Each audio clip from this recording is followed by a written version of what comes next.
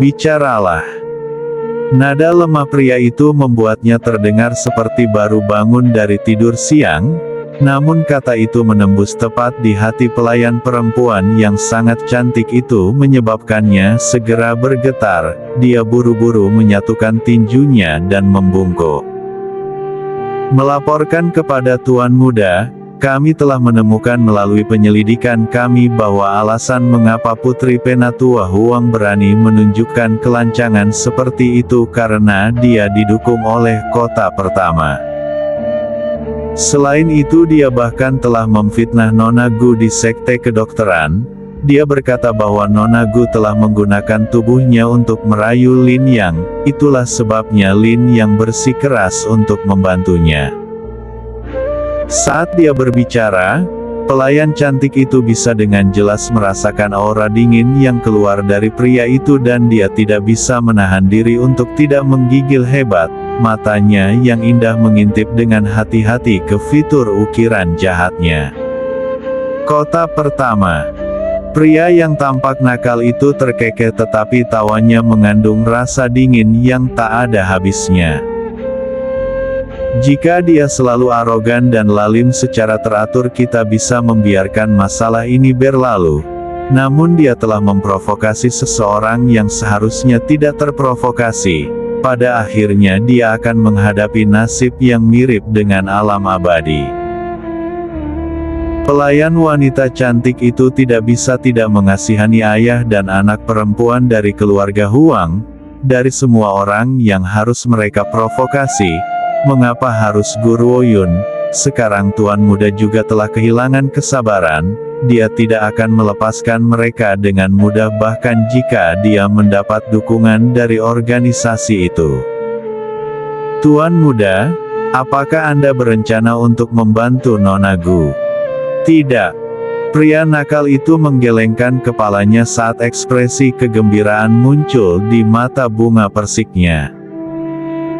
Kamu meremehkan Xiao Yuner, tidak perlu bagiku untuk membantunya dalam masalah seperti itu. Dia bisa menyelesaikan ini dengan sangat baik sendiri. Aku telah memintamu untuk menyelidiki ini karena aku ingin tahu otoritas mana yang digunakan Huang Feifei untuk menjadi begitu berani. Namun sangat disayangkan bahwa itu hanya kota pertama. Secara umum tindakan pamer dari seorang tetua dan putrinya dari sebuah sekte tidak secara langsung menyangkut Zuo Shangchen. Dia sendiri merasa bosan berurusan dengan wanita bodoh seperti itu. Namun dari semua orang yang harus dilintasi wanita ini mengapa harus Guruo Yun? Karenanya dia tidak akan pernah bisa mengabaikannya. Berdasarkan kemampuan Guruo Yun sekarang dia tidak akan pernah bisa bergerak. Selain itu dia juga mengerti bahwa Guruo Yun tidak menginginkan bantuannya untuk saat ini. Zuo Shangchen tersenyum pahit memikirkannya. Gadis muda yang dia temui bertahun-tahun yang lalu di negara Azure Dragon tanpa disadari telah tumbuh ke tingkat yang luar biasa. Saat dia terus tumbuh, dia akan berdiri di puncak daratan suatu hari dan menjadi puncak keberadaan. Tuan Muda. Saat itu pelayan wanita lain masuk ke ruangan. Dia mengepalkan tinjunya, membungkuk dan memberitahu. Tuan Muda, Penatua Huang dari sekte kedokteran telah datang untuk bertemu dengan Anda. Pada saat itu alis Zuo Shangchen sedikit berkerut saat cahaya yang tidak jelas melintas di mata bunga persiknya. Biarkan dia masuk, aku ingin tahu urusan apa yang dimiliki seorang tetua sekte kedokteran denganku. Ya Tuan Muda. Pelayan wanita itu perlahan mundur. Tidak lama kemudian seorang pria tua berjubah kuning memasuki ruangan. Dia melihat pria yang sedang berbaring malas di kursinya pada pandangan pertama dan matanya bersinar karena terkejut. Tidak heran Feier ingin menikah dengannya, bahkan aku terkesiap melihat pria yang tampak jahat ini. Aku tersentak karena aku belum pernah melihat sesuatu yang begitu megah di bumi ini, apalagi kemegahan ini berwujud tubuh laki-laki. Penatua Huang perlahan menyembunyikan keterkejutan di matanya sebelum tersenyum ketika dia melangkah maju. Tuan yang baik, alasanku datang mengunjungimu hari ini adalah karena aku memiliki kabar gembira untukmu. Kabar gembira. Zuo Shangchen tersenyum tipis tetapi mata bunga persiknya dipenuhi dengan cahaya dingin yang menakutkan. Bolehkah aku bertanya kabar gembira apa yang mengharuskan Penatua Huang dari Sekte Kedokteran secara pribadi datang ke sini untuk berkunjung? Kata-kata Zuo Shangchen terdengar seperti sanjungan tetapi sebenarnya dia mengejek Penatua Huang, namun Penatua Huang tidak dapat melihat hal ini dan dia berpikir bahwa dia mencoba untuk menjilatnya. Sedikit arogansi kemudian muncul di wajahnya yang tua sementara matanya dipenuhi dengan penghinaan. Dari apa yang aku lihat pria di depanku memang diberkahi dengan ketampanan yang luar biasa, tetapi sayangnya kedudukannya terlihat rendah, kalau tidak, dia tidak akan menyanjungku dengan cara ini. Jika Feier tidak menyukainya, aku tidak akan menyetujui memiliki pria rendahan tanpa posisi sebagai menantuku. Hal ini memang merupakan kabar gembira bagimu Tuan. Penatua Huang menghapus rasa jijik dari tatapannya saat fitur tuannya terus tersenyum. Aku yakin kamu telah bertemu putriku, Huang Feifei. Namun sejak dia bertemu denganmu dia bersikeras menikahimu. Karena itu aku datang ke sini untuk secara pribadi bertindak sebagai makomblangmu. Di dunia ini ada banyak pria yang ingin menikahi putriku, namun dia telah jatuh cinta padamu, oleh karena itu bagimu apakah ini bukan kabar gembira? Selain itu hanya kamu sendiri yang dapat menjadikanku sebagai makcomblang pribadi di dunia ini. Jika kabar ini keluar, posisimu di daratan pasti akan meningkat. Pada awalnya Penatua Huang berpikir untuk menyelidiki identitas Zuo Shangchen sebelum dia memutuskan bagaimana dia harus memperlakukannya.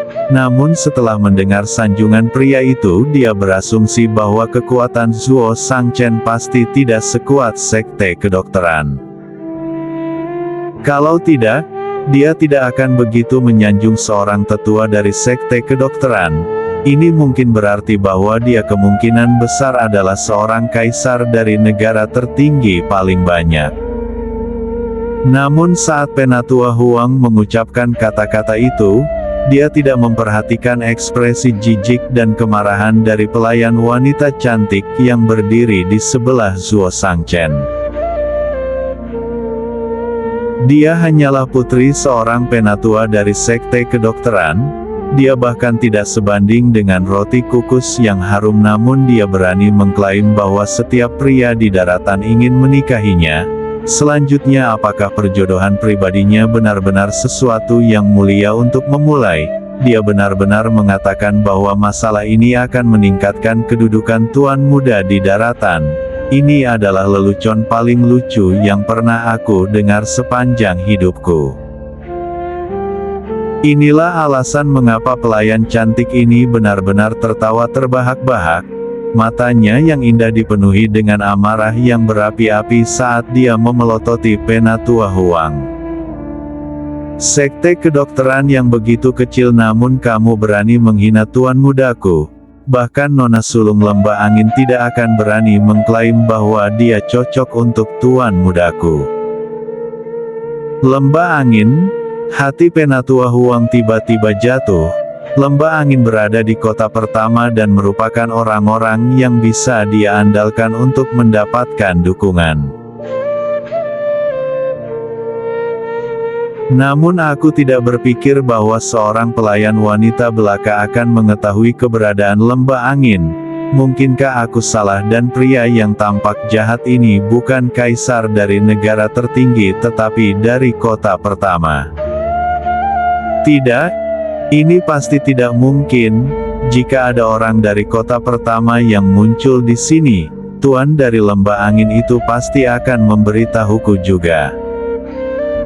Karena aku belum pernah menerima pemberitahuan apapun, orang-orang ini jelas bukan dari kota pertama. Mungkin pelayan perempuan ini diam-diam jatuh cinta dengan pria nakal ini dan tidak ingin dia menikah dengan orang lain.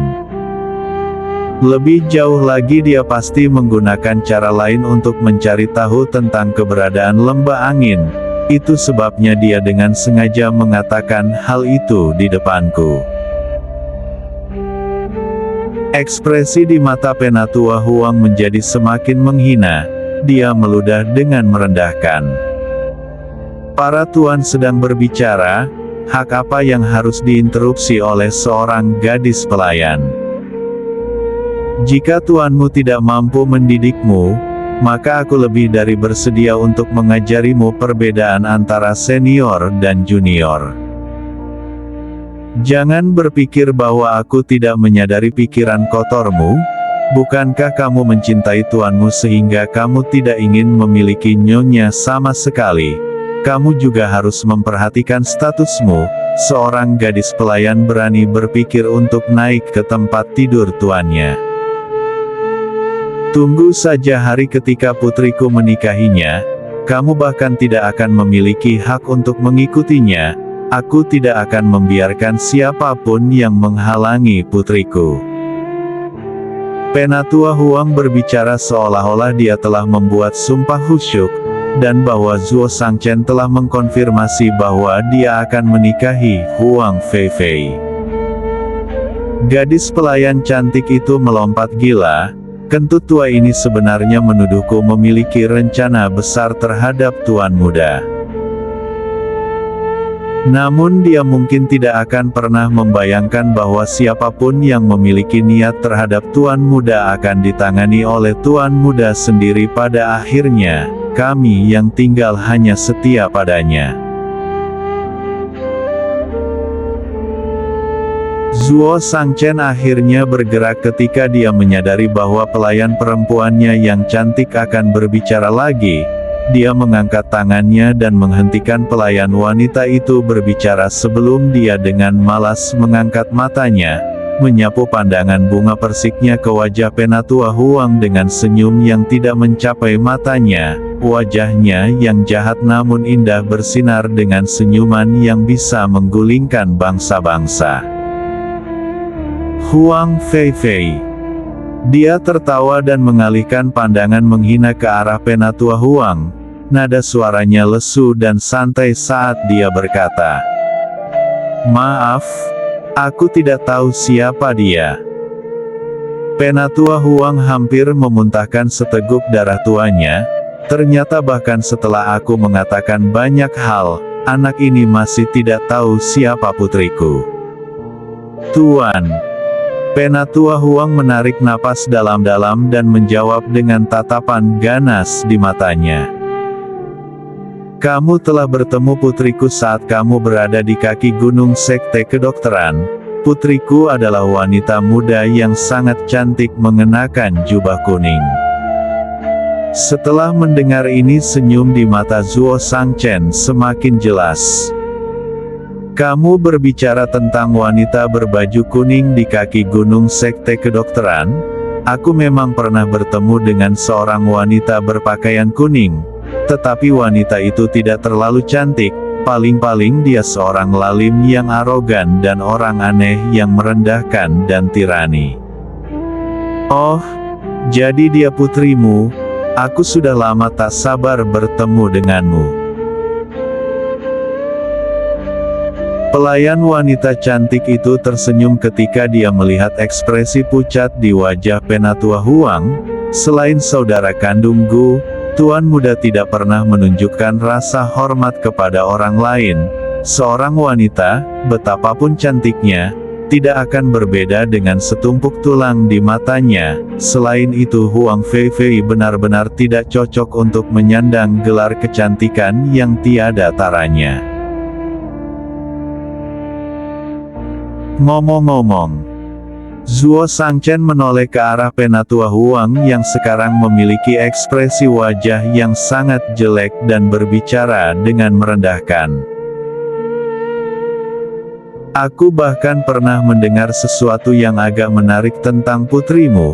Aku mendengar bahwa putrimu telah jatuh cinta pada seorang pria 2 tahun lalu, tetapi pria itu sangat mencintai calon pengantinnya sehingga dia menolaknya. Namun dia tidak bisa menerima kenyataan bahwa pria yang disukainya menikahi wanita lain. Dia kemudian memimpin sekelompok orang dan menghancurkan seluruh keluarga tunangan sebelum menyeret pria itu kembali ke sekte kedokteran.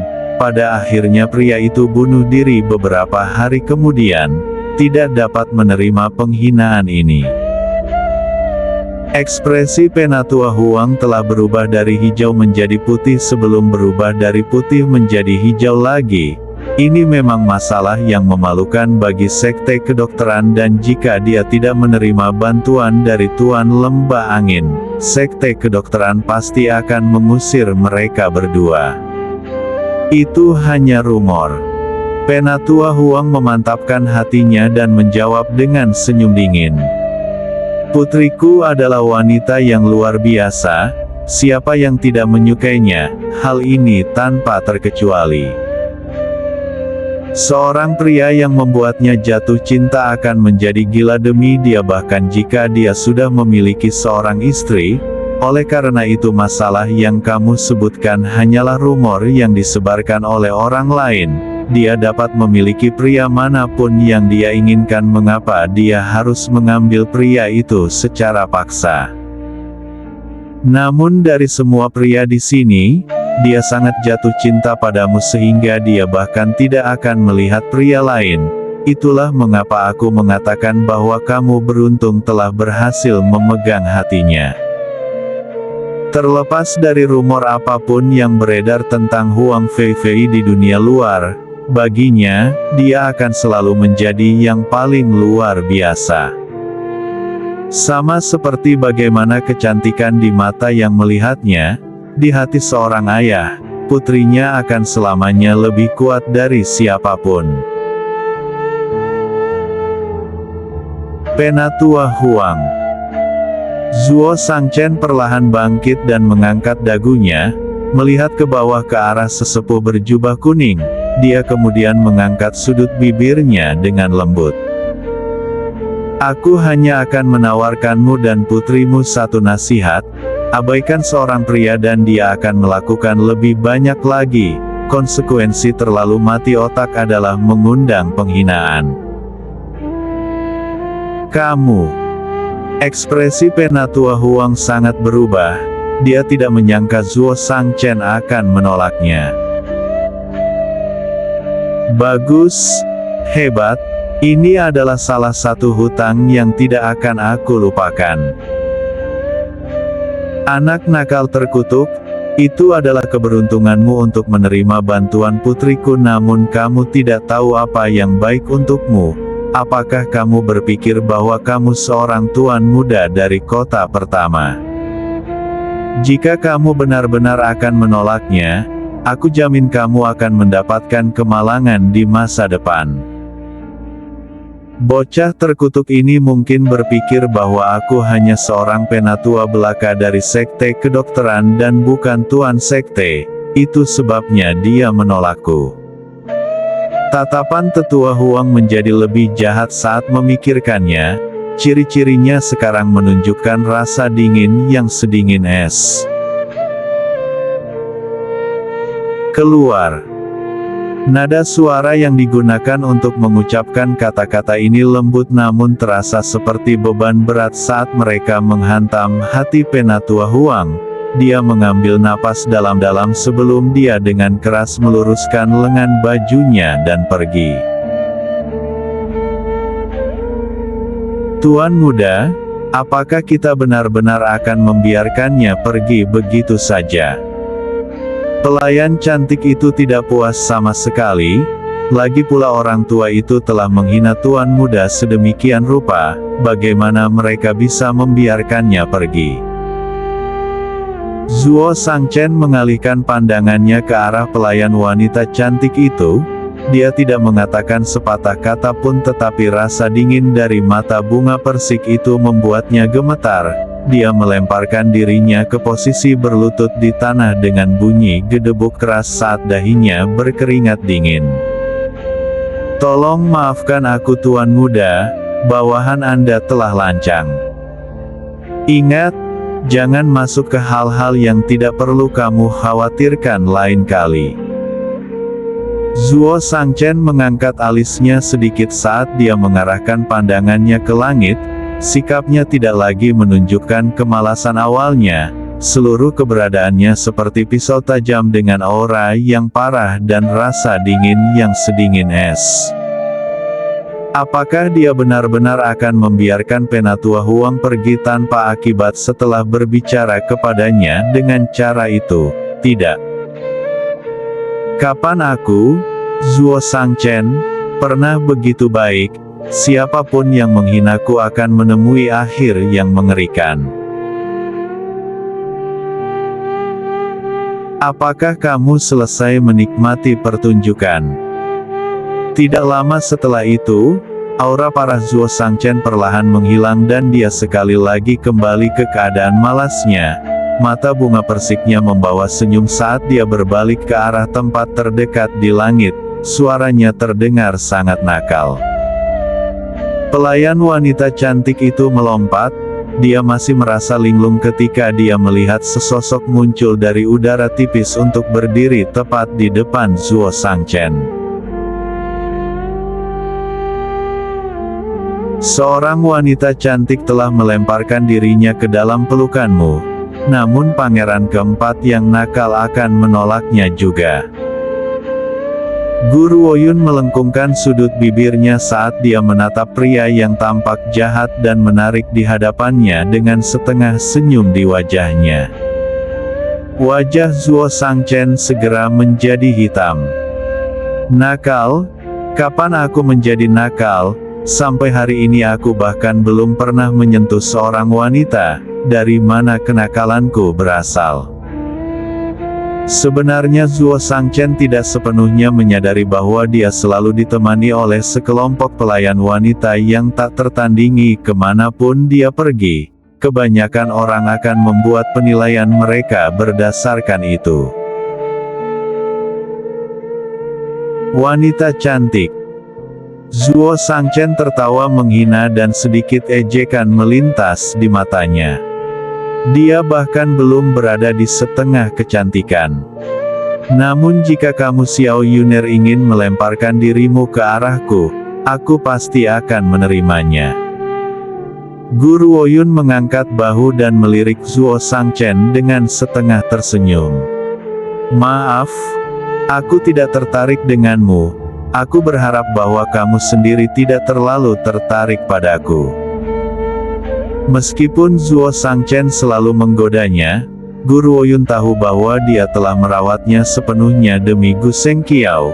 Itu tidak ada hubungannya dengan perasaan lain. Wajah Zuo Shangchen menjadi lebih gelap. Tiba-tiba dia tersenyum kecil. Senyum itu seindah 10 mil pohon bunga persik. Tidak ada yang lebih indah yang bisa dibayangkan. "Aku terbuka untuk pria dan wanita. Keduanya baik-baik saja." Terbuka untuk pria dan wanita. Guru Woyun menggigil ketakutan saat mendengar itu. Namun dia tahu bahwa orang ini hanya bercanda. Bagaimanapun dia memandangnya sebagai pasangan yang bercanda dan tidak ada yang lain. Zuo Shangchen. Guru Woyun mengangkat alis saat dia mengamatinya dengan serius. "Orang seperti apa kamu?"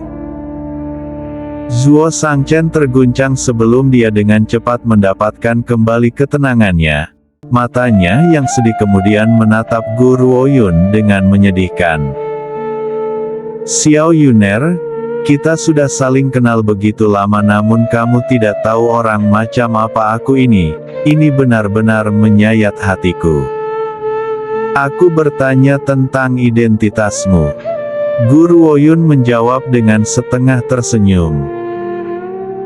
Kamu adalah pangeran keempat dari negara Vermilion Bird dari daratan roh barat dan juga tuan muda dari istana Darkin. Dan ada istana Darkin lainnya di kota pertama. Bagaimana istana Darkin itu terhubung denganmu? Xiao Yuner, kamu terlalu banyak berpikir. Zuo Shangchen meletakkan tangannya di belakang kepalanya saat dia mengarahkan tatapan bunga persiknya dengan malas ke arah Guru Woyun dan berbicara dengan senyum di sudut bibirnya. Istana Darkin tempatku berada di daratan roh barat. Istana Darkin di kota pertama tidak ada hubungannya denganku sama sekali. Kita sudah saling kenal untuk waktu yang lama. Bagaimana aku bisa menemukan kemampuan untuk memperluas istana Darkin sampai ke kota pertama? Oh, benarkah? Tatapan dingin Guru Woyun sepertinya melihat semuanya dengan jelas. Dia menatap tajam ke wajah Zuo Shangchen yang malas namun jahat. Jika aku ingat dengan benar, kamu hanya tuan muda dari istana Darkin. Masih ada tuan istana yang keberadaannya tidak diketahui dan tidak ada seorang pun di dunia ini yang pernah melihatnya sebelumnya. Aku bertanya-tanya di mana tuan istana ini berada. Zuo Shangchen tidak bisa tidak mengagumi kecerdasan Guru Woyun untuk dapat menyatukan hubungan antara dua istana Darkin dengan begitu cepat, namun dia tidak akan pernah mengakui hubungan itu. Ini adalah perintah dari tuanku. Tuan pernah memperingatkanku untuk tidak membiarkan Xiao Yuner mengetahui apapun sebelum waktunya tepat, jadi aku harus menyembunyikannya darinya. Lagi pula aku tidak berani melawan perintah Tuan. Tuanku sudah meninggal. Zuo Shangchen mengangkat bahu dan tersenyum malas seolah-olah tidak ada yang salah dengan mengutuk tuannya sendiri. Guru Woyun menyipitkan matanya ketika dia mendengar ini dan mengamati Zuo Shangchen dengan sangat serius. Sejujurnya ketika Tuan Besar Hong Lian telah memberikan bagan divisi kota pertama kepadanya, dia sudah curiga apakah istana Darkin di kota pertama dengan cara apapun terkait dengan Zuo Shangchen. Sekarang dia telah bertemu Zuo Shangchen di sekte kedokteran. Kecurigaannya meningkat. Istana Darkin adalah salah satu kekuatan yang lebih kuat di kota pertama, meskipun tidak dapat dibandingkan dengan beberapa yang terbaik. Itu pasti tidak pada tingkat yang sama dengan keluarga Lin. Dengan kata lain, 100 keluarga Lin tidak akan pernah bisa menandingi bahkan satu istana Darkin. Zuo Shangchen, kamu mungkin menyangkal hubunganmu sekarang, tetapi suatu hari aku akan mencari tahu siapa kamu sebenarnya. Guru Woyun mengendurkan simpul di antara alisnya dan tersenyum ringan. Selain itu, kecuali tebakanku salah, level kekuatan Zuo Shangchen saat ini tampaknya telah meningkat pesat.